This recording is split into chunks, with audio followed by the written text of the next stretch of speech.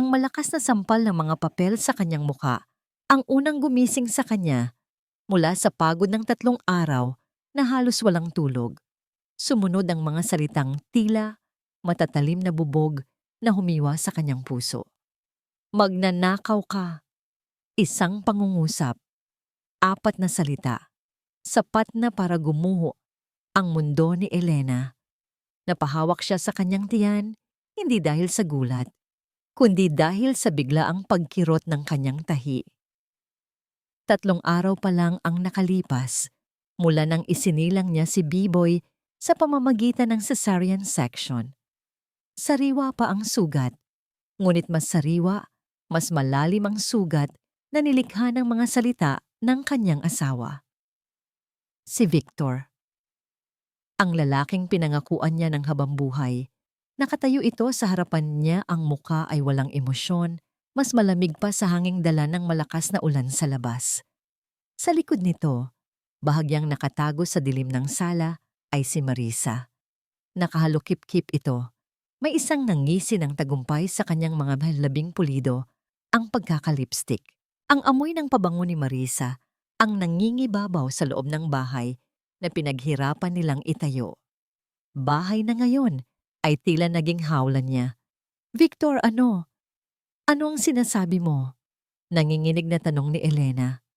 Bawat salita ay may kasamang hapdi sa kanyang lalamunan. Huwag ka nang magkunwari, Elena. Malamig na tugon ni Victor. Itinuro nito ang mga resibong nagkalat sa sahig. Ang donasyon ng Pamilya Cruz para sa kanilang yumaong ama. 50,000 piso. Nasaan na? Wala sa kaha. Wala sa bangko. Napailing si Elena. Ang mga luha ay nagsisimulang mamuo sa kanyang mga mata. Hindi ko alam ang sinasabi mo. Ikaw ang huling humawak ng kaha kagabi. Alam mo yan. At ikaw ang nakita ni Marisa na pumasok sa opisina kaninang madaling araw. Sabi ni Victor, ang bawat salita ay tila isang hatol. Napatingin si Elena kay Marisa. Ang babae ay nagkibit balikat lang. Isang pekeng pag-aalala ang gumuhit sa kanyang mukha. Nakita lang kita, Elena. Nag-alala lang ako baka may problema. Kasinungalingan. Isang napakalaking kasinungalingan. Mula sa silid sa itaas, umalingaw-ngaw ang iyak ng isang sanggol. Si B-Boy, nagigising na ang kanyang anak. Agad na gumalaw ang instingto ni Elena bilang ina. Kailangan ako ng anak ko, sabi niya. Sinusubukang lampasan si Victor, ngunit hinarangan siya nito. Hindi mo na makikita ang bata. Para siyang binuhusan ng nagyayelong tubig. Ano? Victor, anak natin si B-Boy. Anak mo siya. Isang mapait na tawa ang kumawala sa mga labi ni Victor. Isang tawa na hindi niya kailanman narinig mula rito. Anak ko ba talaga? O baka naman ginamit mo lang ang perang ninakaw mo para sa ibang lalaki? Bumagsak ang panga ni Elena. Ang akusasyon ay napakabigat, napakarumi, na tila hindi na siya makahinga. Victor, maawa ka. Pagmamakaawa niya, ang mga luha ay malaya nang dumadaloy sa kanyang pisngi. Para sa bata, para sa anak natin. Ngunit wala siyang nakitang awa sa mga mata nito. Tanging galit at pagkasuklam. Hinablot ni Victor ang isang bag na nakahanda na pala sa gilid ng pinto. Ang mga gamit niya at ni B-Boy. Ibinato niya ito sa labas, sa gitna ng rumaragasang ulan. Lumayas ka! Sigaw nito. Ang ugat sa leeg ay halos pumutok. Hindi ko kailangan ng isang magnanakaw at isang taksil sa bahay ko. Lumayas ka at isama mo yang bata na hindi ko naman anak. Ang huling mga salita ay tumama sa kanya ng mas malakas pa sa isang sampal. Napaurong siya, napahawak sa dibdib na sumisikip. Hinila siya ni Victor sa braso. Ang higpit ng hawak nito ay nagdulot ng sakit, ngunit wala na itong kwenta kumpara sa sakit na nararamdaman ng kanyang puso. Kinaladkad siya nito palabas ng pinto. Huwag, Victor! Maawa ka! Ang tahi ko! Daing niya. Pero hindi ito nakinig. Itinulak siya nito palabas, sa gitna ng kadiliman at ng unos. Nadapa siya sa basang semento. Ang tuhod at palad ay sumayad sa magaspang na sahig. Bumalik ang matinding kirot sa kanyang tiyan, na sinabayan ng pagsara ng pinto sa kanyang likuran. Narinig niya ang pag-click ng lock. Doon siya naiwan, nakaluhod sa lamig, basang-basa ng ulan, habang ang iyak ng kanyang anak ay unti-unting humihina mula sa loob ng bahay. Ang kanyang tahanan, ang kanyang buhay. Hindi niya alam kung gaano siya katagal na nanatiling nakaluhod doon. Ang tanging naririnig niya ay ang pagbagsak ng ulan at ang pagtibok ng kanyang nawasak na puso. Ngunit ang iyak ni Biboy ang muling nagbigay sa kanya ng lakas. Kailangan niyang bumangon. Kailangan siya ng kanyang anak. Pero huli na. Bumukas muli ang pinto. Hindi si Victor ang lumabas, kundi si Marisa. Dala-dala nito si Biboy na binalot sa isang makapal na kumot. Walang salitang sinabi si Marisa. Inilapag lang nito ang sanggol sa tabi ng bag na parang isang bagay na walang halaga at muling isinara ang pinto. Sa isang iglap, nawala ang lahat. Ang kanyang asawa, ang kanyang tahanan, ang kanyang dangal. Niyakap niya si Biboy. Ang munting katawan nito ay nanginginig sa lamig. Hinubad niya ang kanyang sariling damit pantulog na jacket para ibalot sa kanyang anak, kahit na siya naman ngayon ang giniginaw. Anak! Nandito si nanay. Bulong niya, ang boses ay basag. Patawarin mo si nanay. Sinubukan niyang tumayo. Bawat galaw ay isang impyerno ng sakit. Dala ang bag sa isang balikat at si Biboy sa kanyang mga braso, nagsimula siyang maglakad palayo sa bahay na yon. Palayo sa buhay na winasak ng isang gabi ng kasinungalingan. Ang bawat hakbang ay mabigat. Ang hangin ay humahampas sa kanyang mukha. Hindi niya alam kung saan siya pupunta. Wala siyang pera, wala siyang cellphone, wala siyang kaibigan o kamag-anak na malalapitan sa syudad na ito. Siya at ang kanyang anak laban sa buong mundo. Ang sakit sa kanyang tahi ay lumalala. Tila may pumupunit sa loob niya. Ang kanyang paningin ay nagsimulang manlabo. Ang mga ilaw ng poste sa kalye ay nagsimulang sumayaw at maghalo. Napahinto siya.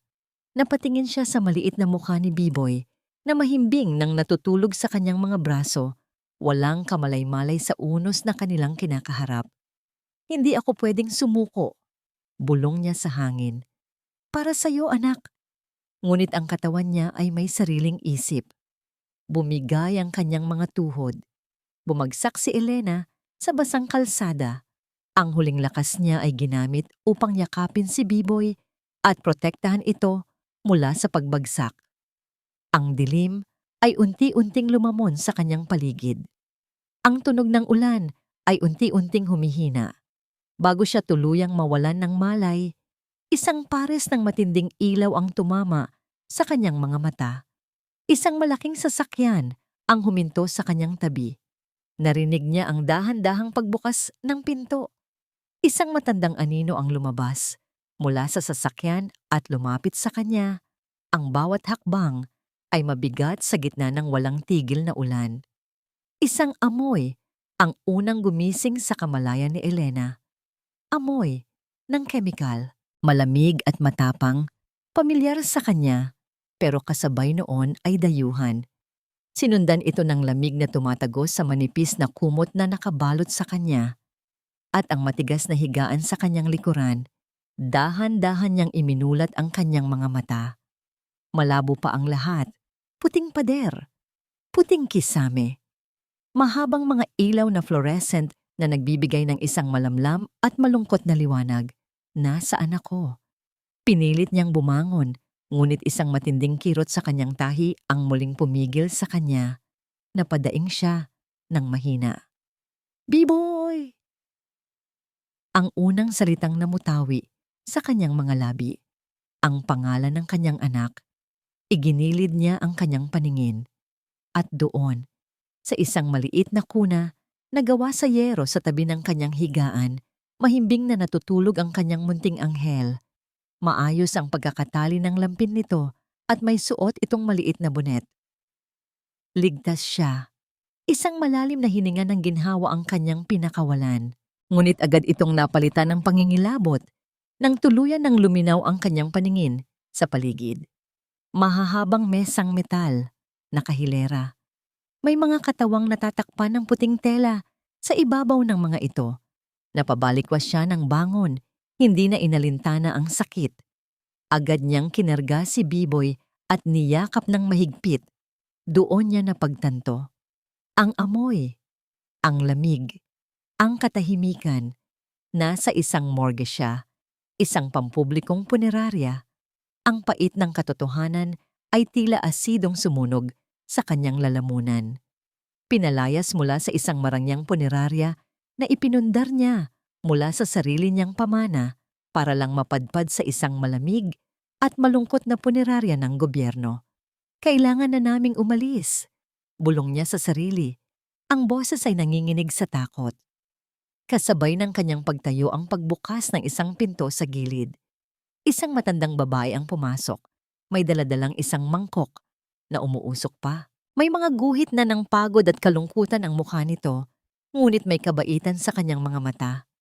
Siya ang aninong nakita niya bago siya mawalan ng malay. Gising ka na pala, iha. Mahinahong sabi ng matanda. Kumain ka muna. Mainit na lugaw yan para magkalaman ang tiyan mo. Napaatras si Elena. Mas hinigpitan ang yakap kay Biboy. Sino po kayo? Nasaan po ako? Ngumiti ang matanda. Isang malungkot na ngiti. Ako si Iska. Nanay Iska na lang ang itawag mo sa akin. Ako ang tagapangalaga dito. Nakita kita sa kalsada kagabi. Basang-basa at walang malay. Dinala na kita dito dahil ito lang ang alam kong bukas buong gabi. Kinumpirma ng mga salita nito ang kanyang kinatatakutan. Salamat po sa tulong ninyo, Nanay Iska. Pero kailangan na po naming umalis. Mabilis na sabi ni Elena. Ang mga mata ay naghahanap ng daan palabas. At saan ka pupunta, iha? Sa gitna ng ulan. Walang pera, may dalang sanggol at sariwa pa ang iyong tahi? Tanong ni Nanay Iska. Ang boses ay malumanay, pero may bigat ng katotohanan. Natigilan si Elena. Tama ang matanda. Wala siyang pupuntahan. Wala siyang kahit na ano.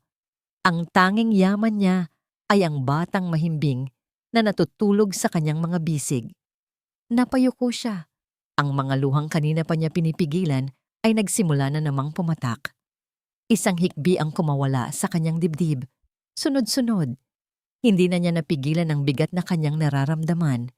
Naramdaman niya ang isang magaspang, ngunit maalagang kamay sa kanyang balikat. Sige lang, iha. Ilabas mo lang lahat. Bulong ni Nanay Iska. Ibinaba ng matanda ang mangkok ng lugaw sa isang maliit na mesa. Kumuha ito ng isang silya at umupo sa tabi niya. Tahimik na hinahayaan siyang umiyak hanggang sa maubos ang kanyang mga luha. Nang sa wakas ay tumahan siya. Iniabot sa kanya ni Nanay Iska ang isang basong tubig. Dito muna kayo, sabi ng matanda. Ligtas kayo rito. Ligtas. Isang salita na kakaiba sa isang lugar na puno ng mga yumao. Ngunit sa piling ni Nanay Iska, naramdaman ni Elena ang katotohanan sa mga salitang iyon. Sa mga sumunod na oras, kinain niya ang lugaw habang si Nanay Iska naman ang nagtimpla ng gatas para kay Biboy. Inayos nito ang isang sulok ng maliit na opisina sa loob ng morgue, nilagyan ng isang lumang kutsyon at malinis na sapin para maging pansamantalang tulugan na nila. Habang pinagmamasdan niya ang kabaitan ng estrangherang ito, hindi niya maiwasang isipin ang sarili niyang buhay, ang buhay na inagaw sa kanya. Napatingin siya sa mga nakahilerang katawan sa labas ng opisina. Hindi takot ang naramdaman niya, kundi isang pamilyar na pakiramdam. Ito ang mundo niya, ang trabaho niya, ang sining na alam niya. Isang ideya ang nabuo sa kanyang isipan, isang desperadong ideya, ngunit ito na lang ang natitira sa kanya. Tumayo siya at nilapitan si Nanay Iska na nagpupunas ng isang mesa. Nanay, panimula niya, ang boses ay mahina, ngunit desidido. Kailangan ko po ng pera. para sa gatas ni Biboy. Tumingin sa kanya si Nanay Iska, naghihintay sa kanyang sasabihin. Huminga ng malalim si Elena. Marunong po ako. Marunong po akong mag-ayos ng mga yumao, mag-embalsamo, mag-makeup. Ito po ang trabaho ko dati. Itinaas niya ang kanyang mga kamay na dati lumilikha ng ganda at dignidad sa huling pagkakataon. Kahit anong trabaho po dito, kahit maglinis, pwede po ba akong tumulong para lang po may maipakain ako sa anak ko? Pinagmasdan siya ni Nanay Iska ng matagal. Isang tingin na tila binabasa ang kanyang buong pagkatao. Nakita nito hindi ang isang biktima, kundi isang ina na handang gawin ang lahat. Dahan-dahang tumango ang matanda. May kakaibang lungkot at respeto sa kanyang mga mata. Sige iha, may isang pamilya dito na walang-wala. Hindi nila kayang magbayad ng serbisyo. Baka pwede mo silang tulungan. Sa kauna-unahang pagkakataon sa loob ng 24 na oras, isang maliit na kislap ng pag-asa ang sumilay sa puso ni Elena. Hindi ito ang buhay na pinangarap niya, pero ito ay isang simula. Isang paraan para mabuhay, isang paraan para lumaban. Kinagabihan, habang mahimbing na natutulog si Biboy, ginawa ni Elena ang trabahong alam na alam niya. Sa bawat haplos ng brush sa malamig na mukha, sa bawat pag-aayos ng damit, hindi na niya iniisip ang sarili niyang sakit. Ang tanging nasa isip niya ay ang dignidad na ibinabalik niya sa isang taong hindi na kayang ipaglaban ang sarili. Nanonood lang mula sa malayo si Nanay Iska. Humanga siya sa husay at dedikasyon ni Elena, isang babaeng winasak ng mundo. Pero sa halip na magpatalo, pinili nitong lumikha ng kaayusan sa gitna ng katapusan. Nang matapos si Elena, nilapitan siya ng matanda. Ang galing mo, iha, sabi nito. Ang boses ay puno ng paghanga. Hindi ka dapat naririto lang. Pinapangiti si Elena ng mapait. Wala na po akong ibang mapupuntahan. Umiling si Nanay Iska. Tinitigan niya si Elena ng diretso sa mata. Hindi dapat ganito ang kwento mo. Kailangan mong lumaban. Paano po? Wala akong pera. Wala akong lakas. Ako rin, wala akong pera. Sagot ni Nanay Iska. Pero may kilala ako. Huminto ito sandali, na tila may malalim na iniisip. May kilala akong abogado, pero hindi madali ang laban na ito. Ang opisina ni Attorney Rafael De Leon ay isang santuwaryo ng kaayusan. Nakahilera ng perpekto ang mga libro ng batas sa estante. Nakatupi ng maayos ang mga folder sa kanyang lamesa. Maging ang mga ballpen sa lalagyan nito ay nakaayos ayon sa kulay. Sa mundong puno ng gulo, ang kaayusan ang nagsisilbing pader ni Rafael laban sa kabaliwan. Ngunit may isang bagay sa kanyang opisina na sumisira sa perpektong kaayusang yon. Isang maliit na picture frame sa gilid ng kanyang lamesa. Kupas na ang larawan. Isang babaeng may malungkot, ngunit matamis na ngiti. Ang pangalan niya ay Ana. Napabuntong hininga si Rafael at sinandal ang likod sa kanyang mamahaling leather na upuan. Napapikit siya, ngunit ang mukha ni Ana ang sumalubong sa kanya sa dilim. Hindi ang nakangiting mukha sa larawan, kundi ang mukha nito sa huling araw na nakita niya ito sa korte. Puno ng takot, puno ng pagkabigo. Ang tunog ng martilyo ng hukom na pumapalo sa lamesa ay tila umalingaw-ngaw pa rin sa kanyang tainga. Kahit 5 taon na ang nakalipas. Case dismissed. 2 salita. Sapat na para sirain ang isang buhay. Ang pagring ng kanyang telepono ang pumutol sa mapait na alaala. Tiningnan niya ang caller ID. Nanay Iska. Isang maliit na ngiti ang sumilay sa kanyang labi. Si Nanay Iska ang tumayong pangalawang ina niya noong siya'y nag-aaral pa lamang ng abogasya at nakatira sa isang maliit na apartment malapit sa pinagtatrabahuhan nito. Ang matanda ang isa sa iilang taong nakakakita sa totoong Rafael, hindi ang malamig at striktong abogado. Hello, Nay. Napatawag po kayo? Sagot niya, ang boses ay mas malambing kaysa karaniwan. Rafael, anak, bungad ng pamilyar na boses, ngunit may bahid ito ng pag-aalala. May kailangan sana akong ipakiusap sa'yo. Ano po iyon sa mo, Nay? Kailangan niyo po ba ng pera? Hindi pera. Mabilis na sagot ng matanda. Tao. May tao ritong kailangan ng tulong mo. Isang babae, isang ina. Agad na nanlamig ang pakiramdam ni Rafael na wala ang nangiti sa kanyang labi. Nanay, napag-usapan na po natin to. Hindi na po ako tumatanggap ng mga domestic cases. Iba siya, Rafael. Iba ang kaso niya. Pagpupumilit ni Nanay Iska. Pinalaya siya ng asawa niya 3 araw matapos siyang masesaryan. Ninakaw daw ang pera ng punerarya nila. Pero kasinungalingan lang yon. Ang masakit pa, yung punerarya galing sa mana ng pamilya niya. Bawat detalye ay tila isang karayom na tumutusok sa lumang sugat sa puso ni Rafael.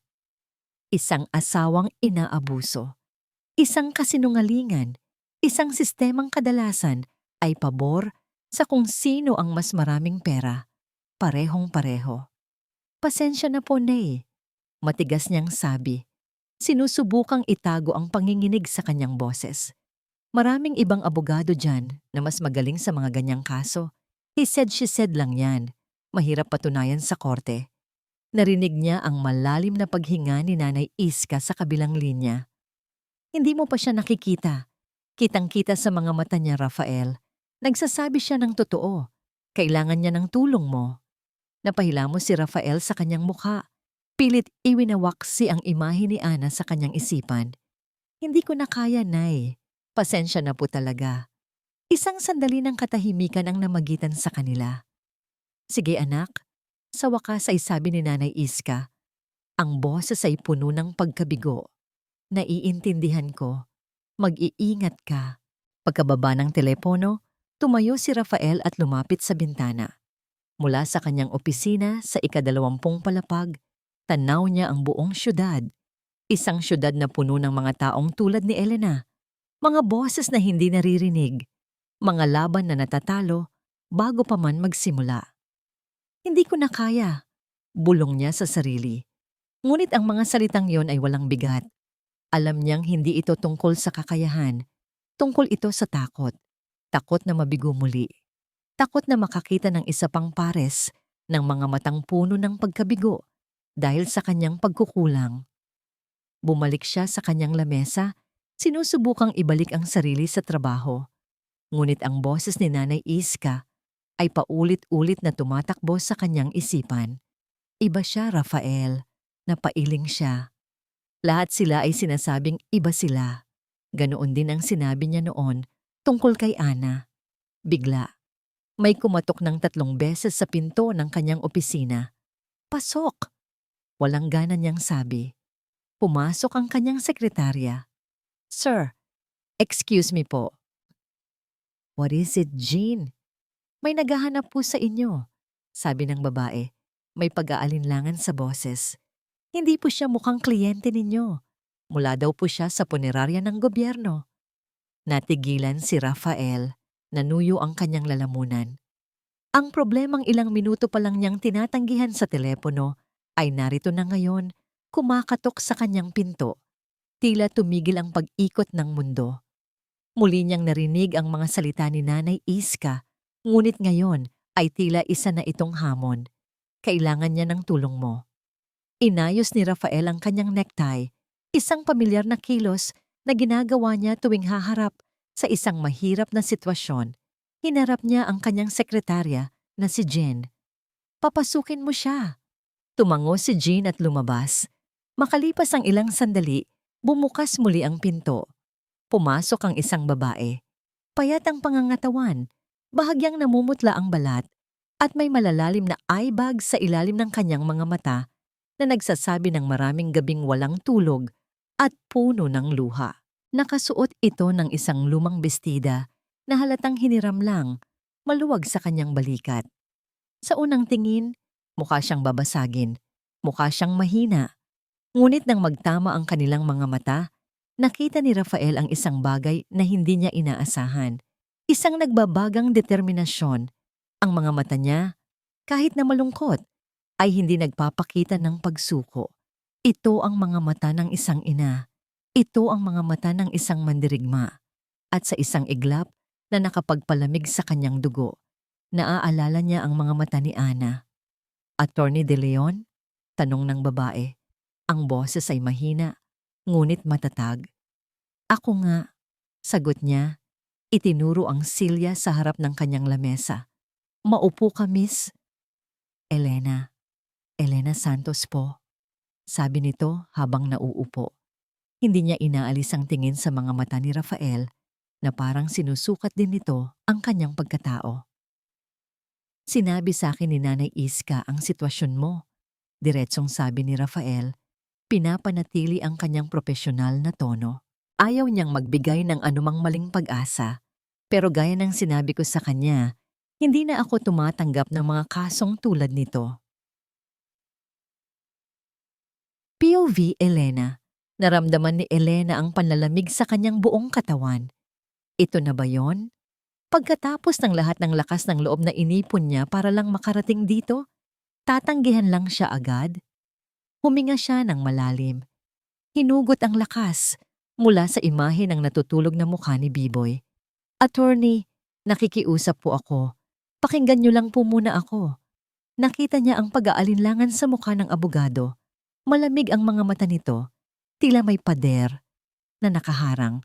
Ngunit kailangan niyang subukan para sa kanyang anak. Ang asawa ko, si Victor, pinalayas niya ako. Panimula niya, pinipilit na huwag mabasag ang kanyang boses. Pinagbintangan niya akong nagnakaw ng 50,000 piso. Pero hindi po yun totoo. Ginawa niya lang yon para magkaroon ng dahilan na palayasin ako at ipasok ang kabit niya sa bahay namin. Pinagmasdan lang siya ni Attorney De Leon. Walang emosyon. May testigo siya, si Marisa ang babae niya. Ikaw, anong ebidensya mo na hindi mo ginawa? Isang suntok sa sikmura ang tanong. Wala po. Ang katotohanan lang po ang meron ako. Bahagyang ngumisi ang abogado, isang nanggising walang saya. Sa korte, Mrs. Santos, ang katotohanan ay walang kwenta kung walang ebidensya. Mayroon pa po, mabilis niyang dugtong, ayaw magpatalo. Ang punerarya, ang paraiso ni Victor, itinayo po namin yon gamit ang perang minana ko sa mga magulang ko. 1,000,000 piso po ang inilabas ko, pero nilinlang niya ako. Ipinangalan niya ang lahat sa kanya. Dito, nakita ni Elena ang bahagyang pagbabago sa ekspresyon ng abogado. Isang kislap ng interes. Paano mo mapapatunayan yan? May papel ka ba? Ang tanong na yon ang pinakamabigat sa lahat. Ang tanong na gumising sa kanya sa katotohanan ng kanyang sariling katangahan. Wala po, attorney. Halos pabulong niyang sagot. Napayuko sa hiya. Nagtiwala po ako sa kanya. Asawa ko po siya. POV, Rafael. Nagtiwala ako sa kanya. Ang mga salitang yon ay umaling-aungaw sa isipan ni Rafael. Ganoon na ganoon ang sinabi ni Ana. Ang bulag na pagtitiwala na siyang naging dahilan ng kanyang kapahamakan. Tiningnan niyang muli si Elena. Nakayuko ito. Ang mga balikat ay nanginginig. Nakita niya ang isang babaeng dinurog ng pagmamahal. Ngunit sa ilalim ng lahat ng iyon, naroon pa rin ang apoy na nakita niya kanina. Handa itong masaktan, handang mapahiya, para lang maipaglaban ang nararapat sa kanya. Nasaan ang anak mo? Tanong ni Rafael. Hindi niya alam kung bakit iyon ang lumabas sa kanyang bibig. Nag-angat ng tingin si Elena, nagulat sa tanong. Naiwan po kay Nanay Iska. 3 araw pa lang po siya. 3 araw. Mas lalong bumigat ang hangin sa silid. Pinalaya siya 3 araw matapos ang isang malaking operasyon. Ang kalupitan ay halos hindi kayang isipin. Napabuntong hininga si Rafael. Tinalikuran niya si Elena at muling tumingin sa bintana. Sinusubukang ayusin ang naguguluhang isipan. Isang bahagi niya ay sumisigaw na tumakbo palayo. Huwag kang masangkot. Huwag mo nang hayaang maulit ang nakaraan. Ngunit may isa pang bahagi, isang boses na matagal na niyang hindi naririnig. Ang boses ng abogadong nangangarap na magbigay ng hustisya ang nagsasabing ito na ang pagkakataon. Isang pagkakataon para itama ang mga pagkakamali. Humarap siyang muli kay Elena. Ang ekspresyon niya ay seryoso pa rin, walang pinagbago. Ngunit sa kaloob-looban niya, isang desisyon ang nabuo na. Pag-aaralan ko, sabi niya. Ang boses ay mababa at kontrolado. Ibigay mo sa akin ang lahat ng detalye na naaalala mo. Pangalan ng bangko, petsa ng transaksyon, kahit ano. Pero tandaan mo, walang kasiguraduhan. POV, Elena. Ang mga salitang walang kasiguraduhan ay dapat sana'y nagdulot sa kanya ng takot. Ngunit ang narinig lang niya ay ang salitang pag-aralan ko. Isang maliit na pinto ng pag-asa ang bumukas. Tumulo ang isang butil ng luha mula sa kanyang mata. Ngunit sa pagkakataong ito, hindi dahil sa sakit, kundi dahil sa pasasalamat. Salamat po, attorney. Maraming salamat po. Tumayo siya. Naramdaman ang muling pag-usbong ng lakas sa kanyang mga tuhod. May kakampi na siya. Hindi na siya nag-iisa. Samantala, sa kabilang bahagi ng syudad, sa loob ng bahay na dating tinawag ni Elena na tahanan, isang sobre na may logo ng De Leon Law Firm ang padabog na ibinagsak ni Victor sa lamesa.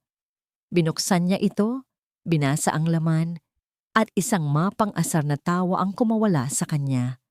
Ipinakita niya ito kay Marisa, na abala sa pagpili ng kulay ng kuko. Tingnan mo to, sabi ni Victor. Ang boses ay puno ng pagmamaliit. Nagsisimula na siyang lumaban. Kinuha ni Marisa ang sulat, binasa ito, at ngumisi. Itinaas niya ang kanyang tingin kay Victor. Ang mga mata ay kumikinang sa kasamaan. Kung ganon, sabi ni Marisa, ang boses ay matamis ngunit puno ng lason. Oras na para durugin siya ng tuluyan. Hawak ni Victor ang sulat mula sa De Leon Law Firm na parang isang basahang marumi. Binasa niya itong muli at sa bawat salita, mas lalong lumalawak ang ngisi sa kanyang mga labi. Rafael De Leon, basa niya ng malakas, tila ninanamnam ang pangalan. Isang langaw na sinusubukang lumaban sa isang dambuhala. Nakaharap siya sa malaking salamin sa sala, ang salamin na pinili ni Elena. Ngayon, ang refleksyon na nakikita niya ay ang kanyang sarili, matikas sa suot na mamahaling polo, at sa likod niya ay si Marisa, nakahiga sa sofa na parang isang reyna sa kanyang trono.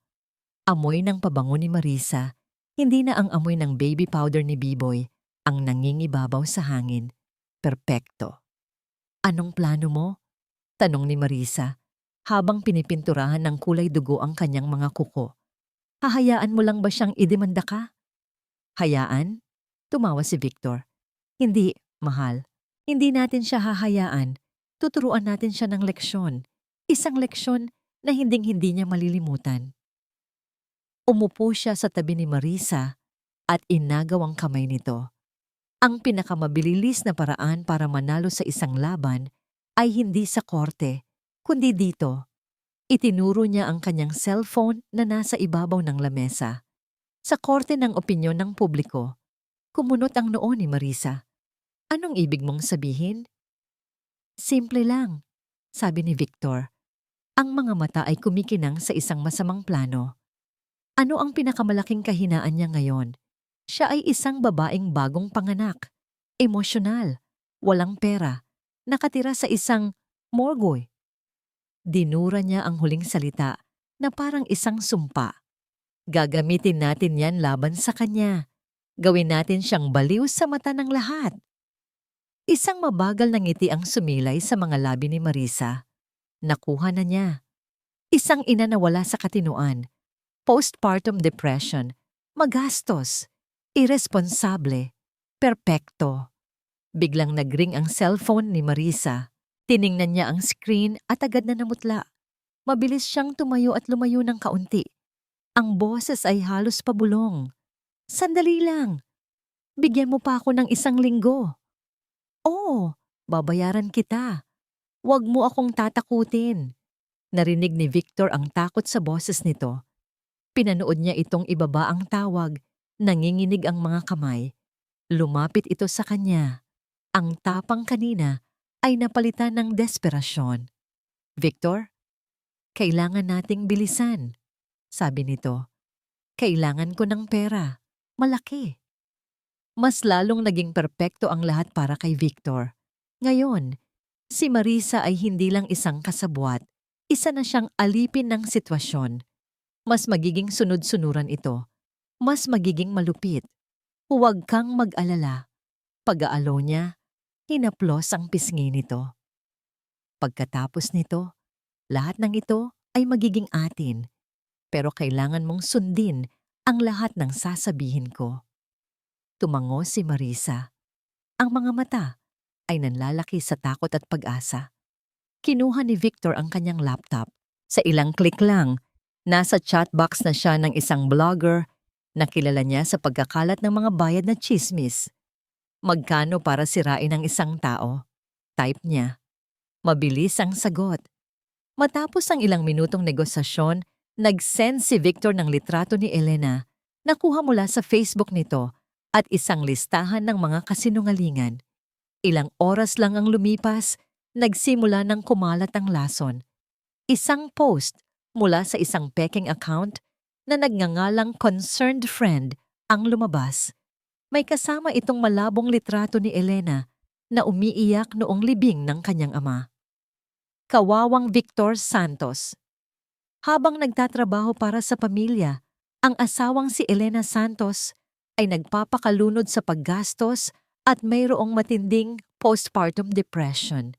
Pinagbibintangan pa siyang nagnakaw para lang pagtakpan ng sariling mga kasalanan. Ngayon, dinala pa ang kawawang sanggol sa isang morgue. Anong klaseng ina ang gagawa niyon? Emma, Justice for Victor Save Baby Bayboy. Inang pabaya. Ngunit hindi pa tapos si Victor. Mayroon pa siyang huling alas. Ang pinakamabisa sa lahat.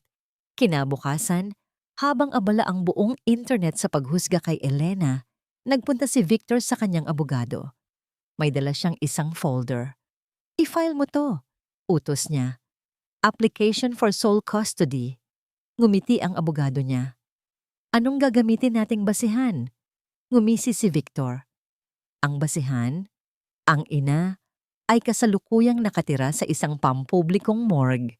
Wala siyang trabaho at higit sa lahat, siya ay emotionally at mentally unstable para alagaan ang isang sanggol. Mayroon akong mga social media post para patunayan yan. Isang perpektong bitag.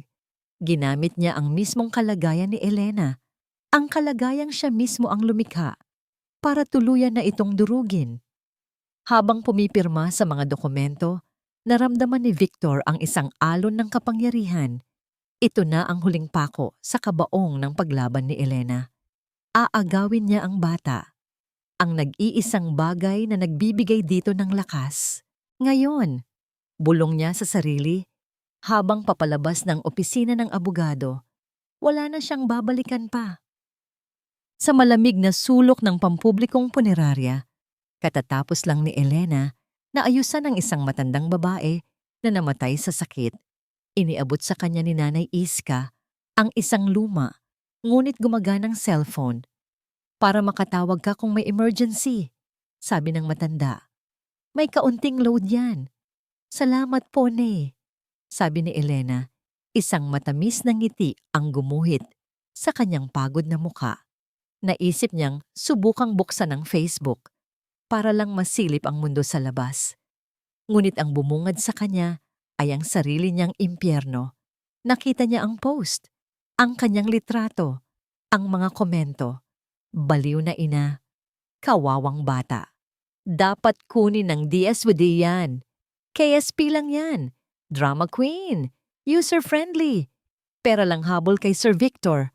Ang bawat salita ay isang saksak. Ang bawat komento ay isang sampal. Napahawak siya sa kanyang bibig para pigilan ang isang hikbi. Nag-scroll pa siya pababa at doon, sa gitna ng lahat, nakita niya ang pinakamasakit. Isang malinaw na litrato niya, malaki at nakabold, na may nakasulat na caption sa ilalim. Inang pabaya. Nabitawan niya ang cellphone. Nabagsak ito sa sahig na may kasamang malakas na kalabog. Ngunit hindi niya ito narinig. Ang tanging naririnig niya ay ang tunog ng kanyang puso na paulit-ulit na dinudurog. Bumagsak ang panga ni Rafael habang tinitingnan ang mga screenshots na ipinadala sa kanya ni Elena. Ang litrato niya na may nakasulat na inang pabaya. Ang daan-daang komento mula sa mga taong hindi siya kilala, hinuhusgahan siya, tinatawag siyang baliw. Hayop! Bulong niya sa sarili, ang kamao ay nagngangalit sa gilid ng kanyang lamesa. Ginamit nila ang mismong kahinaan niya laban sa kanya. Ito ay isang maruming taktika, ngunit epektibo. Alam ni Rafael na sa korte, ang perception ay kasing halaga ng ebidensya. At sa mga sandaling ito, ang publiko ay kinain na ng buo ang kasinungalingan ni Victor. Ngunit ang kasunod na email na dumating ang tuluyang nagpatindig ng balahibo sa kanyang batok. Galing ito sa abogado ni Victor, kalakip ang isang formal na petisyon. Isang petisyon para sa sole custody ng bata. Binuksan niya ang dokumento. Ang mga legal na termino ay pamilyar sa kanya. Ngunit ang pangalan ng abogado sa ibabang bahagi ng sulat ang nagpatigil sa kanyang paghinga. Attorney Ricardo Salcedo, isang pamilyar na pangalan, isang pangalan na konektado sa pinakamadilim na kabanata ng kanyang karera, isang pangalan na nagbalik sa multo na 5 taon na niyang sinusubukang ibaon sa limot. Si Attorney Salcedo, ang abogado ng asawa ni Ana, isang matinding lamig, ang gumapang sa kanyang buong katawan. Hindi ito maaring maging isang pagkakataon lamang, masyadong maraming pagkakatulad. Ang paraan ng pag-atake, ang paggamit sa mental na estado ng ina bilang sandata. Ito ang signature move ni Salcedo. Mabilis siyang tumayo at nagtungo sa isang lumang filing cabinet sa sulok ng kanyang opisina. Ang cabinet na hindi na niya binubuksan, ang libingan ng mga kasong talo. Hinila niya ang kinakalawang na handle at isang amoy ng alikabok at lumang papel ang sumalubong sa kanya. Nandoon ito, isang makapal na folder na may etiketang Ana Reyes. Nanginginig ang kanyang mga kamay habang binubuklat ang mga papeles. Nandoon ang lahat, ang mga testimonya, ang mga pekeng ebidensya ng pagiging unstable ni Ana, ang mga argumento ni Salcedo. Ngunit hindi iyon ang hinahanap niya. Kailangan niya ng isang bagay na mas personal, isang bagay na hindi niya pinansin noon. Sa ilalim ng folder, nakita niya ang isang manipis na sobre na naglalaman ng mga personal na dokumento ni Ana. Kinuha niya ito. Nandoon ang kopya ng kanyang diploma, ang kanyang SSS records, at ang kanyang birth certificate. Tinitigan niya ito. Pangalan ng ama, Roberto Reyes. Pangalan ng anak, Ana Reyes. Pangalan ng ina, Francisca Reyes. Francisca, isang pangalan na hindi niya pinansin noon. Ngunit ngayon, Nanay Iska. Ako si Iska. Nanay Iska na lang ang itawag mo sa akin. Ang mga salita ng matanda ay umalingaw-ngaw sa kanyang isipan.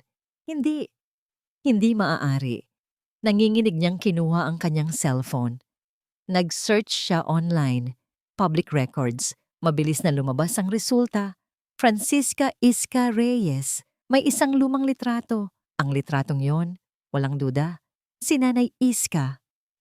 Punyeta. Bulong ni Rafael, napaatras at napasandal sa cabinet. Ang buong kwento ay biglang nagbago. Hindi lang siya tinawagan ni Nanay Iska dahil sa awa. Tinawagan siya nito dahil nakikita niya ang kasaysayan na nauulit. Nakikita niya ang sinapit ng kanyang sariling anak sa katauhan ni Elena. Hindi na siya nag-isip. Kinuha niya ang susi ng kanyang kotse at mabilis na tinungo ang pinto. Ang biyahe papunta sa pampublikong punerarya, ang pinakamabilis at pinakadelikadong biyahe sa buhay niya. Ang tanging nasa isip niya ay ang mukha ni Nanay Iska, ang kabaitan nito, ang mga lugaw na inihahain nito sa kanya noon at ang bigat ng sekretong tinatago nito sa lahat ng mga taon na yon. Pagdating niya, halos mapatid siya sa pagmamadali. Naabutan niya si Nanay Iska sa labas, nagwawalis ng mga tuyong dahon. "Nanay," tawag niya, hingal na hingal. Nagulat ang matanda. "Rafael, anong ginagawa mo dito? May problema ba?" Hindi siya sumagot. Dahan-dahan niyang inilabas ang kopya ng birth certificate ni Ana. Ipinakita niya ito sa matanda. Nakita niya ang pagbabago sa mukha ni Nanay Iska. Ang gulat, ang sakit, at ang pag-agos ng mga luha na matagal nang naipon. Nabitawan nito ang walis. "Bakit hindi niyo sinabi sa akin, Nay?" tanong ni Rafael. Ang boses ay basag. Hindi ito isang akusasyon. Ito ay isang tanong na puno ng sakit. Napahagulgol si Nanay Iska, napahawak sa dibdib. "Dahil ayoko nang balikan, Rafael, masyadong masakit. At nahihiya ako. Nahihiya ako na hindi ko na ipagtanggol ang sarili kong anak." Lumapit si Rafael at inalalayan ang matanda. Nang makita ko si Elena, nakahandusay sa kalsada, yakap ang kanyang anak. Nakita ko si Ana, humihikbing, sabi ni Nanay Iska. Nakita ko ang parehong sakit, ang parehong paglaban sa kanyang mga mata. Akala ko sa pagtulong sa kanya, mabibigyan ko ng hustisya ang anak ko. Tumingin ito sa kanya. Ang mga mata ay puno ng pagsusumamo at sakit. "Sa kanya ko nakikita ang anak ko, Rafael. Ituwid mo ang pagkakamali mo. Ituwid mo ang pagkakamali nating lahat." Ang mga salitang iyon ay tumagos sa puso ni Rafael na parang isang nagbabagang bakal. Ang lahat ng takot, ang lahat ng pag-aalinlangan na bumalot sa kanya sa loob ng 5 taon ay biglang naglaho. Napalitan ito ng isang apoy, isang nagngangalit na apoy ng galit at determinasyon. Hindi na ito tungkol sa isang kliyente, hindi na ito tungkol sa isang kaso. Ito ay para kay Ana. Ito ay para kay Nanay Iska. Ito ay para kay Elena. Hinigpitan niya ang hawak sa balikat ng matanda. Tumingin siya sa mga mata nito at sa kauna-unahang pagkakataon, nakita ni Nanay Iska ang abogado na handang sumunog ng mundo para sa hustisya. Hindi na mauulit. "Nay," mariing sabi ni Rafael, "ang bawat salita ay isang panunumpa. Ibabangon ko si Elena para sa inyo at para kay Ana." Ang silid hukuman ay malamig at tahimik, ngunit para kay Elena, ang bawat sulok nito ay sumisigaw ng paghusga. Nakaupo siya sa tabi ni Rafael, ang mga kamay ay magkadaop sa kanyang kandungan, nanginginig. Sa kabilang panig, nakaupo si Victor katabi ang abogado nitong si Attorney Salcedo. May isang ngiti ng kayabangan sa mukha ni Victor na tila sigurado na sa kanyang panalo. Hindi ito ang final hearing. Ito ay isang preliminary hearing para sa petisyon ni Victor para sa pansamantalang kustodiya ni Biboy. Ngunit alam ni Elena na ang kalalabasan nito ay magtatakda ng tono para sa buong laban. "Your Honor," panimula ni Attorney Salcedo. Ang boses ay makinis at puno ng pekeng simpatya. "Nandito po kami ngayon hindi para manira, kundi para iligtas ang isang bata. Isang inosenteng sanggol na ang kapakanan ay nasa panganib." Naglakad ito papunta sa gitna, may hawak na isang folder. "Ang aking kliyente, si G. Victor Santos, ay isang responsableng ama. Ngunit ang kanyang asawa, si Geng Elena Santos, sa kasamaang palad ay dumadaan sa isang matinding krisis." Binuksan niya ang folder. Ang unang ebidensya, mga nakaprint na screenshots ng mga social media post, ang litrato ni Elena na may nakasulat na "Inang Pabaya." Si Geng Santos ay nagpapakita ng mga senyales ng matinding postpartum depression, Your Honor. Siya ay pabago-bago ng isip, irasyonal, at mapanganib. Objection, Your Honor! Speculation! Mabilis na sabi ni Rafael. Sustained! Sabi ng hukom, isang babaeng nasa katanghalian ng edad at may seryosong mukha. Attorney Salcedo, dumiretso ka sa iyong punto. Ang punto ko, Your Honor, ay ito. Itinaas ni Attorney Salcedo ang isang litrato. Isang litrato na kuha mula sa malayo, nagpapakita ng harapan ng pampublikong punerarya. Ito po ang kasalukuyang tinitirhan ni Gangasan Santos at ng kanyang 1 linggong gulang na anak. Isang morgue, Your Honor, isang lugar na puno ng sakit at kamatayan. Anong klase ng ina ang dadalhin ng kanyang anak sa ganitong lugar? Bawat salita ni Attorney Salcedo ay tila isang batong ipinupukol sa kanya. Naramdaman ni Elena ang tingin ng lahat ng tao sa silid, ang awa, ang pag-aalipusta. Gusto niyang magtago, gusto niyang takpan ang kanyang mga tainga. Your Honor, tumayo si Rafael. Ang aking kliyente ay napilitang tumira doon dahil siya ay pinalayas ng walang awa ng kanyang asawa. 3 araw lamang matapos siyang operahan, wala siyang ibang mapuntahan. At bakit siya pinalayas? Mabilis na ganti ni Attorney Salcedo. Dahil sa isang seryosong akusasyon ng pagnanakaw, Your Honor, nakasalukuyan pa ring iniimbestigahan. Ang aking kliyente ay nawala ng tiwala sa kanyang asawa. Ngunit sa kabila nito, ang kanyang pangunahing inaalala ay ang kaligtasan ng bata. Ang kasinungalingan ay napakakinis, napakakumbinsi. Nagsimulang manikip ang dibdib ni Elena. Ang katotohanan ay unti-unting nalulunod sa dagat ng mga paratang. Tumingin ang hukom kay Elena. Ang mga mata nito ay hindi galit, ngunit puno ng propesyonal na pag-aalala. Ginang Santos, totoo po bang sa isang punerarya kayo kasalukuyang naninirahan? Walang nagawa si Elena, kundi tumango. Opo, Your Honor, pero pinutol siya ng hukom. At wala po kayong permanenteng trabaho o pinagkukunan ng kita sa ngayon. Wala po, pero salamat po, sabi ng hukom. Bumaling kay Rafael. Attorney De Leon, naiintindihan ko ang kalagayan ng inyong kliyente, ngunit ang batas ay malinaw.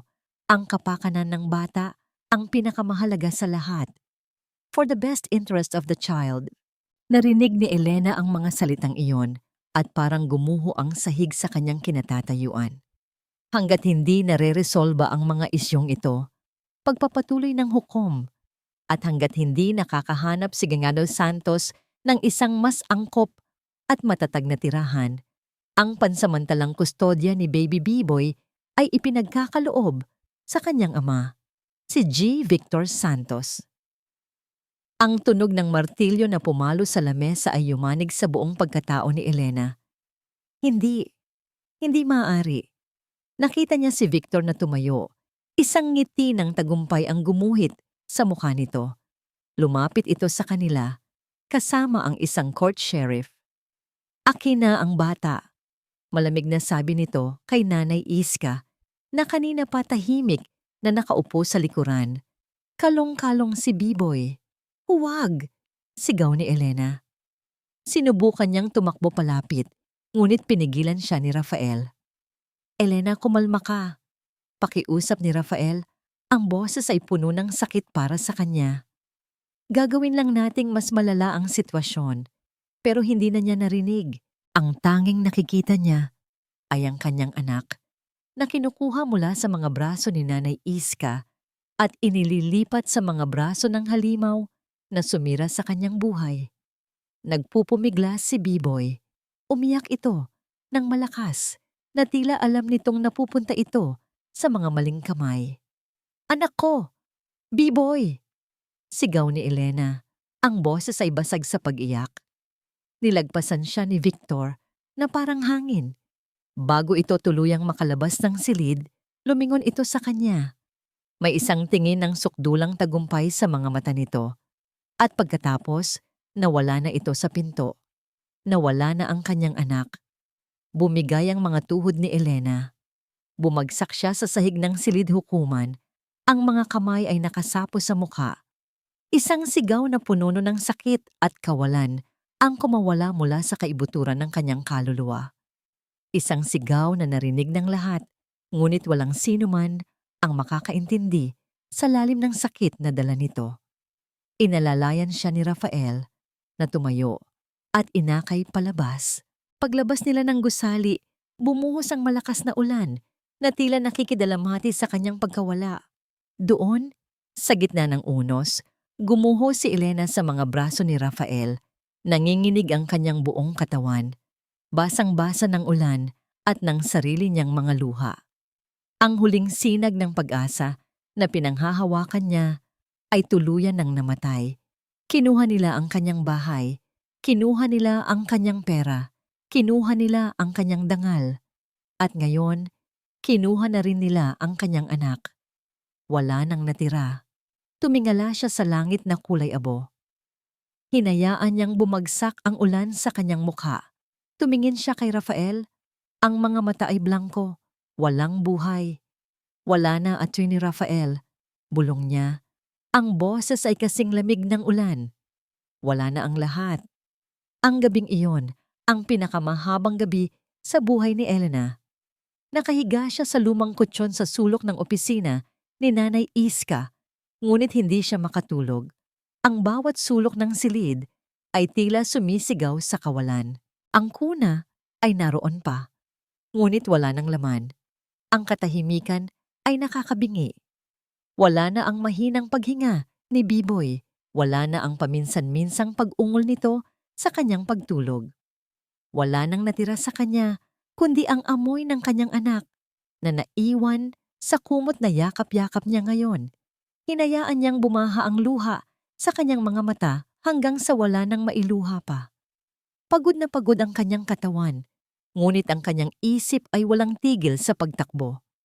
Paulit-ulit niyang nakikita ang mukha ni Victor, ang ngiti ng tagumpay nito, ang pag-iyak ni Biboy habang kinukuha ito palayo sa kanya. Tama na, sabi ng isang bahagi ng kanyang isip. Sumuko ka na, talo ka na. Ngunit sa kaibuturan ng kanyang pagkatao, may isang maliit na baga na hindi namatay. Ang baga ng pagiging ina. Ang imahe ng umiiyak na mukha ni Biboy. Ang nagsilbing hangin na muling nagpaalab dito. Hindi, sabi ng isang boses sa loob niya. Mas malakas, mas matatag. Lalaban ako. Dahan-dahan siyang bumangon. Ang bawat galaw ay mabigat. Ngunit may bago ng bigat. Hindi na bigat ng pagkatalo, kundi bigat ng determinasyon. Nagtungo siya sa maliit na banyo at hinilamusan ang kanyang mukha. Tumingin siya sa salamin. Ang babaeng nakatingin pabalik ay may namumugtong mga mata at gusot na buhok. Mukha siyang talunan. Ngunit sa likod ng lahat ng iyon, nakita niya ang apoy. Lalaban ako, bulong niya sa kanyang refleksyon. Para kay Biboy. Kinabukasan, paggising ni Nanay Iska, nakita niya si Elena na nagkakape. Nakaligo na ito at maayos na ang buhok. Nawala na ang blangkong tingin sa mga mata nito. Napalitan ito ng isang matalas na pokus. Nanay, sabi ni Elena, ang boses ay kalmado. May pakiusap po sana ako. Ano yon, iha? Pwede ko po bang gamitin yung espasyo sa kabilang kwarto? Yung hindi na po ginagamit? Kailangan ko pong magtrabaho. Kailangan kong kumita ng pera. Kailangan kong patunayan sa korte na kaya kong buhayin ang anak ko. Isang ngiti ng paghanga ang sumilay sa labi ni Nanay Iska. Hindi niya kailangang magtanong kung para saan. Tumango lang siya. Sa tulong ni Nanay Iska, nilinis ni Elena ang isang maliit at abandonadong silid sa likod ng morgue. Ginamit nila ang mga lumang kagamitan. Isang mesang metal ang nagsilbing kanyang istasyon, isang lumang upuan, at ilang ilaw. Ito ay maliit at simple, malayo sa modernong pasilidad ng paraiso ni Victor. Ngunit para kay Elena, Ito ay isang kaharian, ang kanyang sariling espasyo, ang kanyang simula. Ang unang pagkakataon ay dumating makalipas ang 2 araw. Isang pamilya mula sa probinsya ang dumating, dala ang labi ng kanilang lola na namatay sa ospital. Wala silang sapat na pera para sa isang disenteng serbisyo sa malalaking punerarya. Nakiusap sila kay Nanay Iska kung pwedeng doon na lang muna. Mayroon akong maipapakilala sa inyo, sabi ni Nanay Iska at itinuro si Elena. Sa simula, nag-alangan ang pamilya. Ngunit nang magsalita si Elena, ang kanyang boses ay puno ng kumpiyansa at simpatiya. Ipinapangako ko po, aayusin ko siya ng may respeto at dignidad. At yun nga ang ginawa niya. Bawat pulgada ng kanyang trabaho ay ginawa niya ng may pag-iingat at pagmamahal. Nang makita ng pamilya ang kanilang lola, hindi na ito mukhang may sakit at pagod. Mukha itong payapa na para bang natutulog lang. Umiyak ang pamilya, hindi na lang sa lungkot, kundi sa pasasalamat. Ang maliit na halagang ibinayad nila kay Elena ay mas malaki pa ang halaga kaysa sa anumang perang kinita niya dati. Ito ay patunay. Patunay ng kanyang kakayahan, ng kanyang halaga. Naging simula iyon. Ginamit ni Elena ang kaunting pera para bumili ng sarili niyang mga gamit. Sa tulong ng isang teenager na pamangkin ng isa sa mga naging kliyente niya, gumawa siya ng isang simpleng Facebook page. Serbisyo ni Elena, dignidad at respeto sa huling paglalakbay. Nag-post siya ng mga testimonya mula sa mga pamilyang natulungan niya na may pahintulot ng mga ito. Isang gabi, habang abala siya sa paghahanda ng kanyang mga gamit, dumating si Rafael. May dala itong 2 box ng pagkain. Hindi ito nagsalita. Umupo lang ito sa isang sulok at tahimik siyang pinanood. Nakita ni Rafael ang pagbabago. Hindi na ito ang babaeng umiiyak at basag na nakita niya sa korte. Ang babaeng nasa harapan niya ngayon ay isang profesional. Bawat kilos niya ay may layunin. Ang kanyang mga kamay, na minsan ay nanginginig sa takot, ay ngayon ay matatag. Lumilikha ng sining mula sa kalungkutan. Nang matapos si Elena, saka lang nagsalita si Rafael. Kumain ka muna. Umupo si Elena sa tapat niya. Sa gitna ng amoy ng chemical at bulaklak, tahimik silang kumain. Hindi ko akalain na ganito kakagaling, pag-amin ni Rafael. Ngumiti si Elena. Ito lang ang alam kong gawin, at ito ang gagamitin ko para bawiin ang anak ko. Tinitigan siya ni Rafael. Ang paghanga sa mga mata nito ay hindi maitatago. Nakikita niya ngayon, hindi lang ang isang kliyente na kailangan niyang ipagtanggol, kundi isang babaeng kapantay niya sa laban. Isang babaeng karapat-dapat sa lahat ng tulong na maibibigay niya. Nang gabing iyon, habang nagliligpit si Elena, tumunog ang cellphone na bigay ni Nanay Iska. Isang hindi rehistradong numero. Nag-aalangan man ay sinagot niya ito. Hello?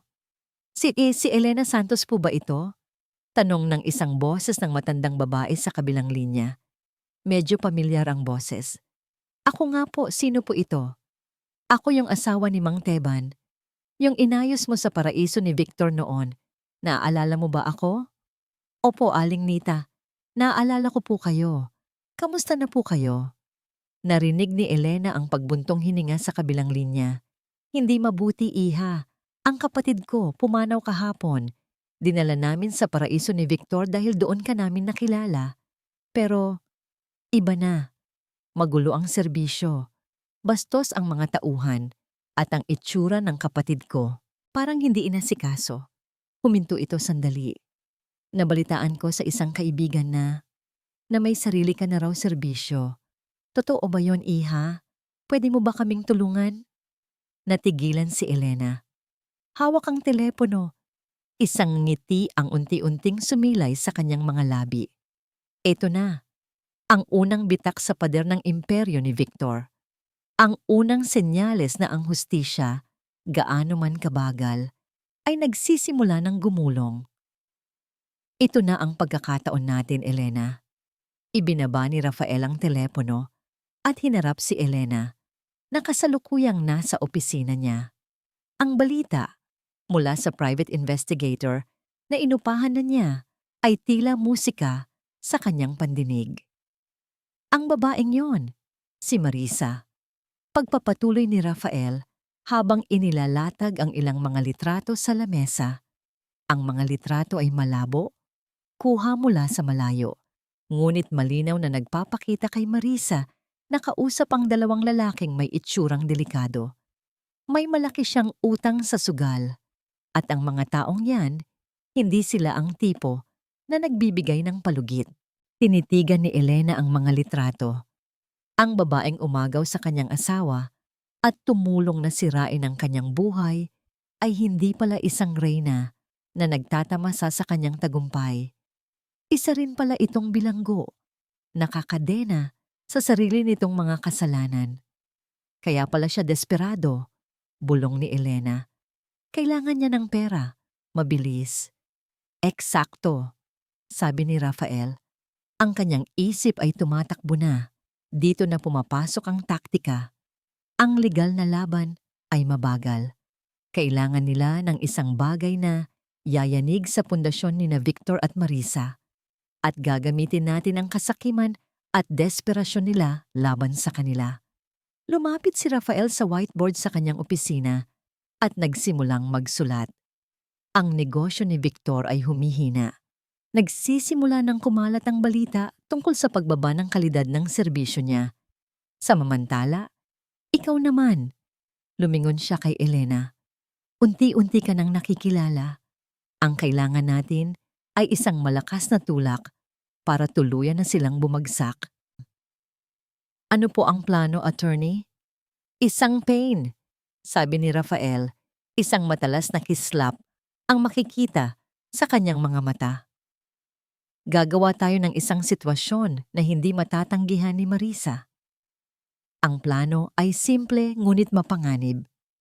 Kinausap ni Rafael ang isang matalik na kaibigan, isang negosyanteng marunong umarte. Ang pangalan niya ay David. Ang misyon ni David, magpanggap bilang isang mayaman na investor mula sa Maynila na naghahanap ng puneraryang bibilhin sa probinsya. Nagpunta si David sa paraiso ni Victor isang hapon. Nagkunwaring nagtatanong tungkol sa pinakamahal na serbisyo.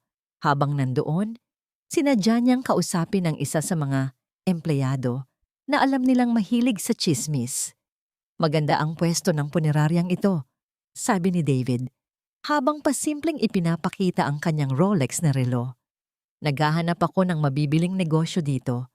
Mataas ang alok ko, cash.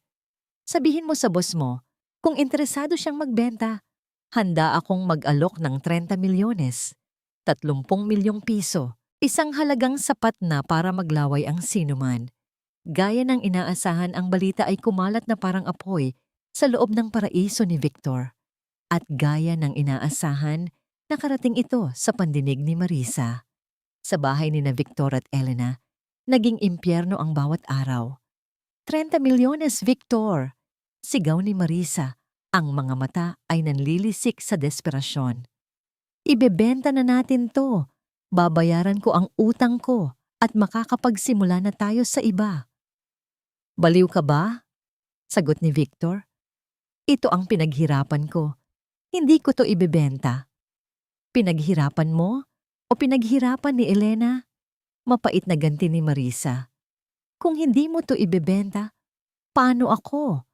Papatayin nila ako, Victor, at idadamay ka nila. Ang pagtatalo ay naging sigawan. Ang sigawan ay naging panunumbat. Ang pundasyon ng kanilang relasyon na binuo sa kasinungalingan at kasakiman ay nagsimula ng gumuho. Nagsimula ng magduda si Marisa. Baka plano ni Victor na itakbo ang lahat ng pera. Baka iwanan siya nito sa ere. Ang takot na yon ang nagtulak sa kanya na gumawa ng isang bagay na hindi inaasahan. Isang gabi, habang mahimbing na natutulog si Victor, kinuha ni Marisa ang kanyang cellphone. Hinanap niya ang numero na nakita niya sa isang lumang dokumento sa opisina. Ang numero ni Elena. Samantala, sa maliit na silid sa likod ng morgue, katatapos lang ni Elena na magpatulog ng sanggol ng isa sa mga namatay niyang kliyente. Isang batang ulila na. Habang pinagmamasdan niya ang inosenteng mukha, mas lalo niyang naramdaman ang pangungulila kay Biboy. Biglang nag-ring ang kanyang cellphone. Isang hindi pamilyar na numero. Sasagutin niya sana ito para patayin. Ngunit may kung anong nagtulak sa kanya na pindutin ang answer. Hello? Isang sandali ng katahimikan. Pagkatapos ay isang nanginginig na boses ang narinig niya sa kabilang linya. Elena? Kinilabutan si Elena. Kilala niya ang boses na yon. Ang boses na huli niyang narinig noong gabing itinapon siya sa gitna ng unos. Ang boses ni Marisa. Anong kailangan mo? Malamig na tanong ni Elena. Kailangan nating mag-usap. Halos pabulong na sabi ni Marisa. Puno ng takot ang boses nito. Tungkol kay Victor, tungkol sa punerarya, may mga bagay kang dapat malaman. Napahigpit ang hawak ni Elena sa cellphone. Ito na. Ang isda ay kumagat na sa pain. Mag-usap tayo, desperadong sabi ni Marisa.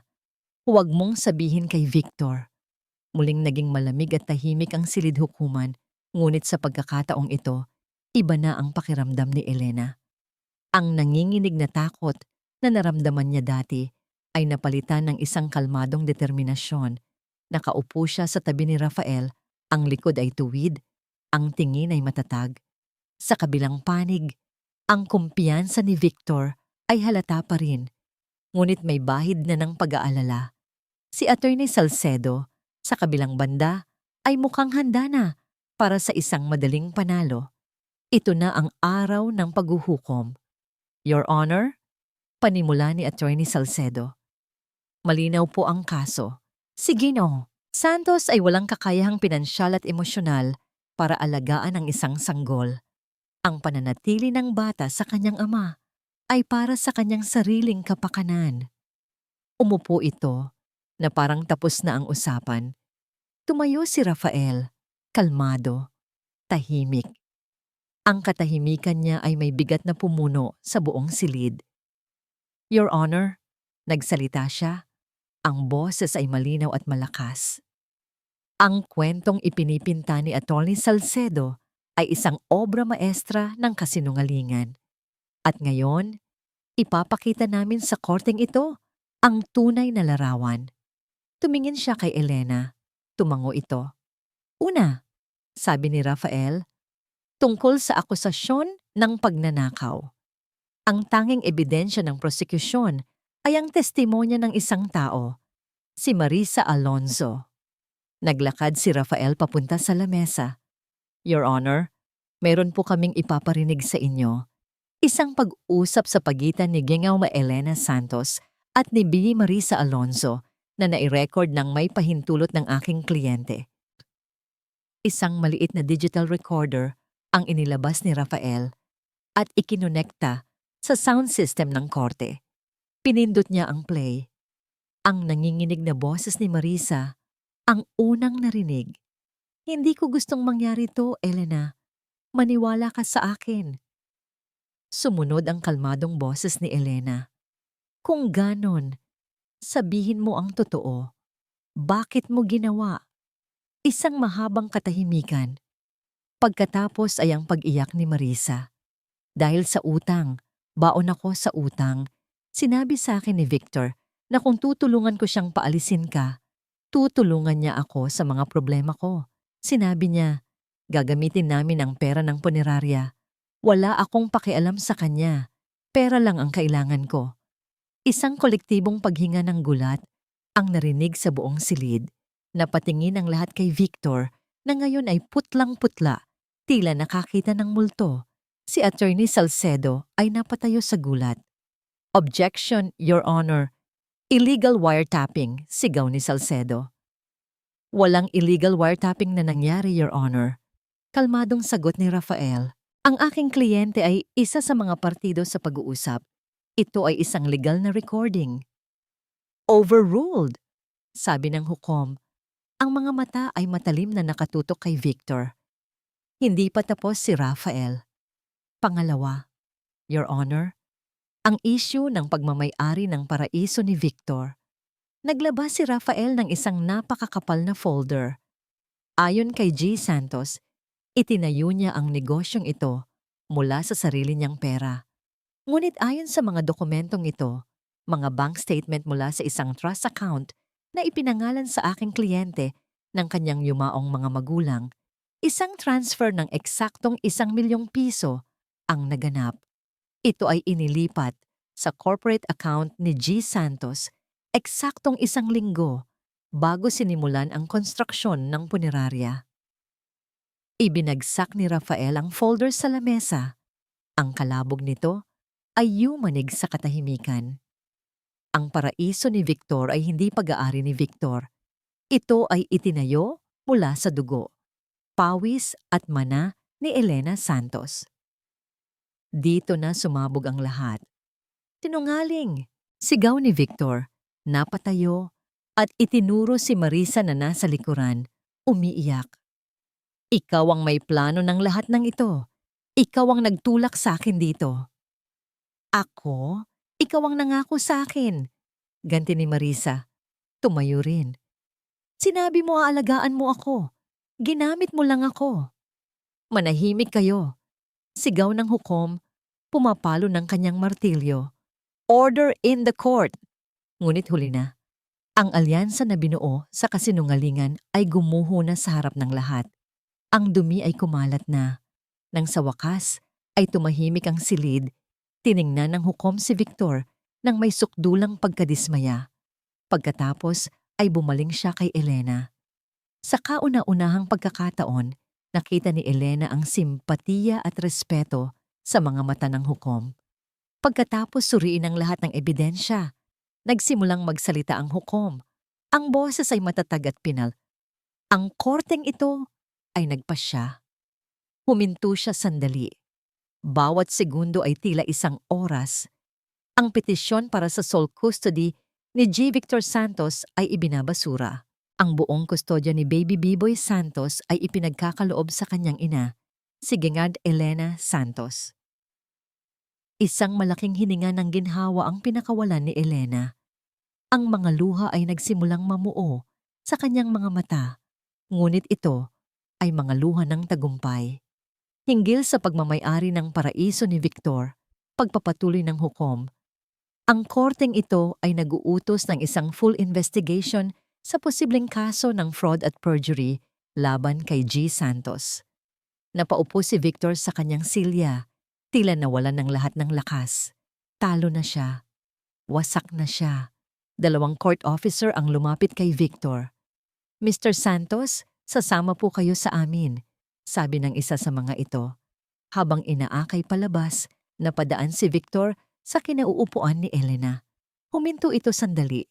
Tiningnan niya si Elena, hindi na may kayabangan, kundi may dalisay na pagkamuhi. Ang mga mata niya ay nangangako ng paghihiganti. Hindi pa tayo tapos, bulong nito, bago tuluyang kinaladkad palabas. Ngunit hindi natakot si Elena. Tiningnan niya ito ng diretso sa mata, taas noo. Tapos na siya. Tapos na ang takot. Tapos na ang pagiging biktima. Nang sa wakas ay lumabas siya ng silid hukuman, kasama si Rafael at Nanay Iska, isang pamilyar na iyak ang kanyang narinig. Doon, sa dulo ng pasilyo, hawak ng isang social worker ang kanyang anak, ang kanyang si Biboy. Tumakbo siya. Walang sakit, walang pagod, tanging purong pagmamahal. Kinuha niya si Biboy at niyakap ng mahigpit. Hinagkan niya ang bawat sulok ng mukha nito. Nandito na si nanay anak. Umiiyak niyang bulong. Hindi ka na ulit mawawala sa akin. Sa wakas, pagkatapos ng mahabang panahon sa dilim, muli niyang naramdaman ang init ng araw. Ang pagbabalik sa pampublikong punerarya ay ibang-iba na ngayon. Dati, ito ang simbolo ng kanyang pagbagsak. Ngayon, habang kalong-kalong niya si Biboy, ito na ang simbolo ng kanyang panalo. Ito ang naging kanlungan niya, ang naging simula ng kanyang pagbangon. Sinalubong sila ni Nanay Iska sa pinto. Walang salitang namutawi. Isang mahigpit na yakap lang ang ibinigay ng matanda kay Elena. Isang yakap na nagsasabi ng lahat, ng pasasalamat, ng ginhawa, ng kapayapaan. Nakahanap na ng kapayapaan si Ana. Bulong ni Nanay Iska sa tenga ni Elena. Ang boses ay basag sa emosyon. Sa mga sandaling iyon, naintindihan ni Elena na ang laban na ito ay hindi lang para sa kanya. Ito ay para sa lahat ng babaeng inapi at hindi nabigyan ng hustisya. Sa loob ng maliit na opisina, ibinaba ni Elena si Biboy sa kuna nito. Pinanood niya ang kanyang anak na mahimbing na natutulog. Ang maliliit na kamay ay may nakakuyom. Hinaplos niya ang malambot nitong pisngi. Ang lahat ng hirap, lahat ng sakit, lahat ng luha, lahat ay naging sulit para sa sandaling ito. Naramdaman niya ang presensya ng isang tao sa kanyang likuran. Si Rafael. Tahimik itong nakatayo sa may pinto. Pinapanood sila. Wala na ang tigas ng isang abogado sa tindig nito. Ang nakikita niya ngayon ay isang lalaking pagod. Ngunit may bagong liwanag sa kanyang mga mata. Hindi ko alam kung paano kita pasasalamatan, Rafael, mahinang sabi ni Elena. Hindi inaalis ang tingin kay Biboy. Lumapit si Rafael at tumayo sa tabi niya. Pareho silang nakatingin sa natutulog na sanggol.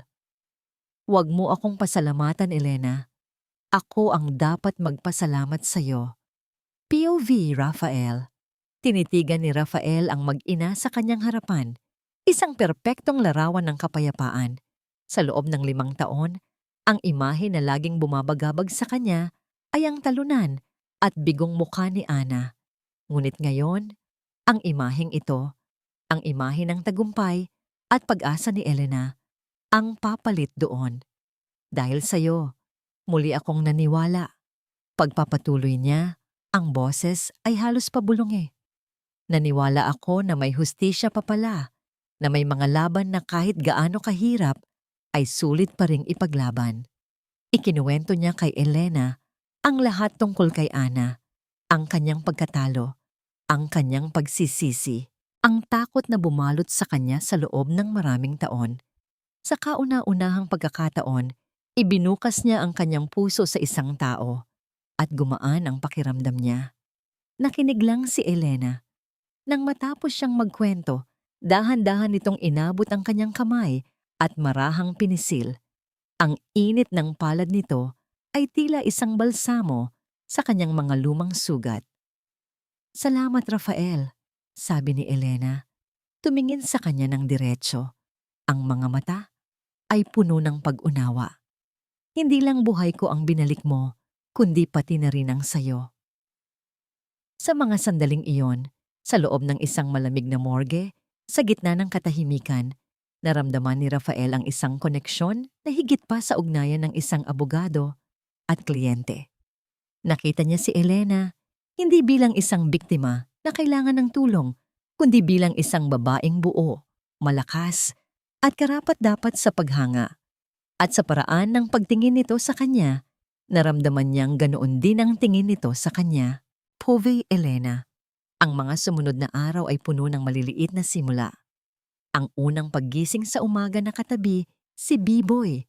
Ang unang pagpapatulog dito sa gabi ng walang takot. Bawat sandali ay isang biyaya. Si Rafael ay palaging naroon, hindi na bilang abogado, kundi bilang isang kaibigan. Minsan, dadaan ito para lang magdala ng pagkain. Minsan, para lang makipaglaro kay Biboy habang abala si Elena sa trabaho. Ang presensya niya ay naging isang pamilyar at nakakampanteng bahagi ng kanilang bagong buhay. Isang hapon, habang nag-aayos si Elena ng kanyang mga gamit, tumunog ang kanyang telepono. Isang formal na tawag mula sa isang bangko. Good afternoon. Is this Miss Elena Santos? Tanong ng boses sa kabilang linya. Yes. Speaking. Ma'am, tumatawag po kami in relation to the business loan of Paraiso ni Victor. Since the court has recognized you as the rightful owner, we would like to inform you that the business has an outstanding loan of 5 million pesos and it is currently in danger of foreclosure. Natigilan si Elena. 5 milyong piso. Isang halimaw na utang na iniwan ni Victor. Ang Paraiso na ipinaglaban niya ay isa palang impyernong puno ng problema. Ibinaba niya ang telepono Ang isip ay gulong-gulo. Nakikita siya ni Rafael na nakatulala. Anong problema? Tanong nito. Sinabi niya kay Rafael ang tungkol sa utang, tungkol sa nakaambang pagremata sa punerarya. Pwede mo namang pabayaan na lang, mungkahi ni Rafael. Hayaan mong kunin ang bangko. Magsimula ka na lang ulit. Mas simple. Iyon ang lohikal na gawin, ang madaling daan. Ngunit nang tumingin si Elena sa labas, sa mga pamilyang naghihintay, sa mga taong umaasa sa serbisyong sinimulan niya, isang bagay ang naging malinaw.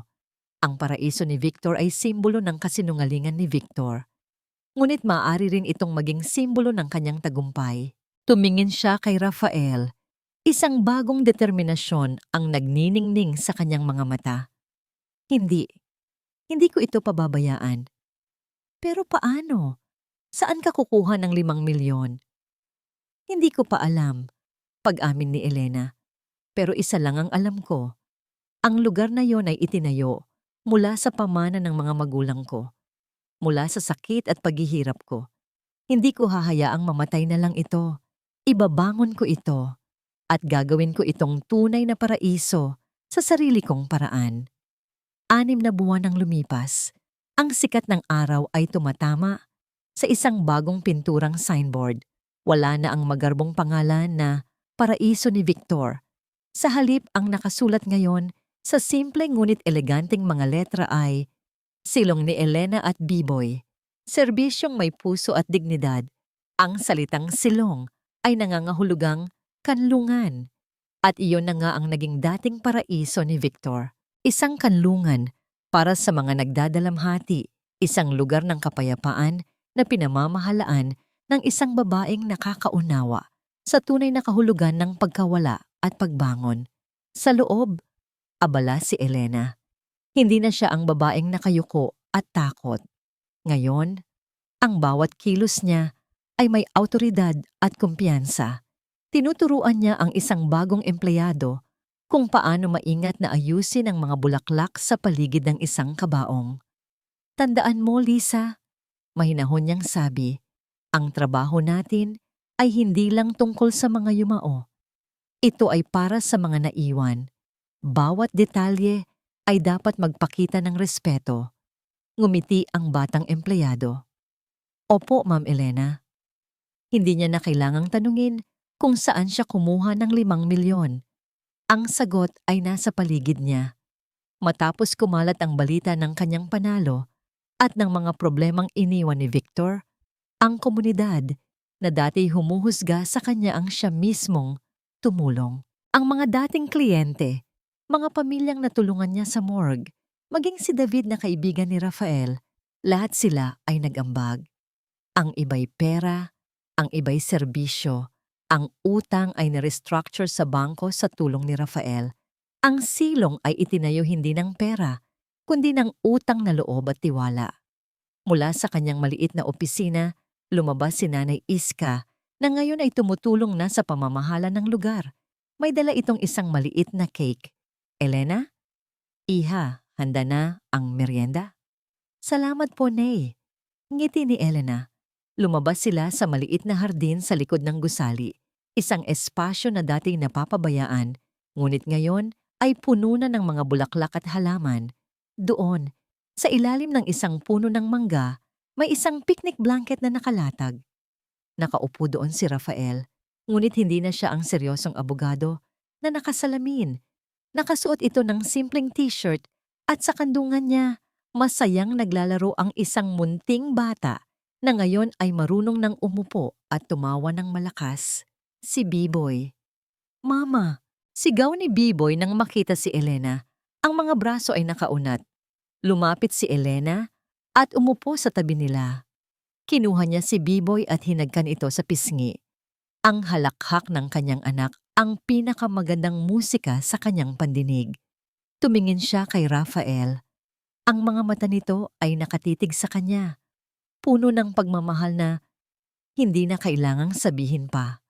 Sa loob ng 6 na buwan, ang kanilang pagkakaibigan ay namulaklak at naging isang bagay na mas malalim. Isang bagay na binuo sa pagsubok, respeto at pag-unawa. Maligayang anibersaryo. Bati ni Rafael, ang boses ay malambing. Hindi anibersaryo ng kasal o ng pagiging magkasintahan, kundi anibersaryo ng araw na nanalo sila sa korte. Ang araw na nagsimula ang lahat.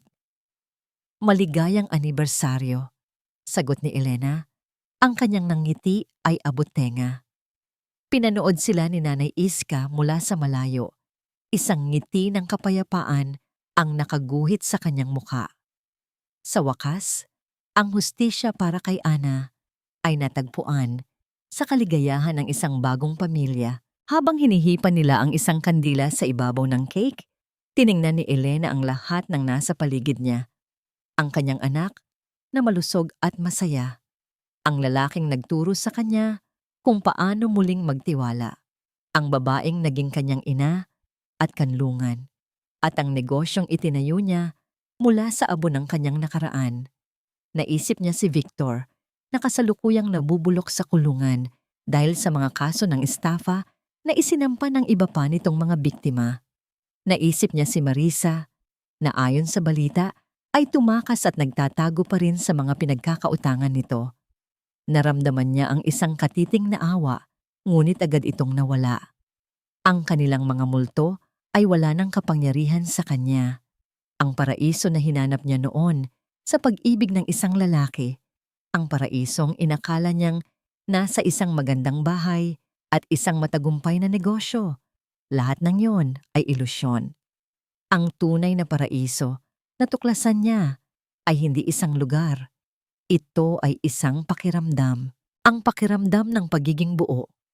Kahit na minsan kang nawasak, ang pakiramdam ng pagmamahal pagkatapos mong maranasan ang sukdulang pagtataksil, ang pakiramdam ng kapayapaan na matatagpuan sa isang tahimik na hapon sa piling ng mga taong tunay na nagpapahalaga sa iyo. Niyakap niya si Biboy ng mahigpit at isinandal ang kanyang ulo sa balikat ni Rafael. Dito, sa ilalim ng puno ng mangga, sa isang lugar na minsan ay naging simbolo ng kanyang kabiguan, sa wakas ay natagpuan na ni Elena ang kanyang paraiso. Ang kanyang sariling silong.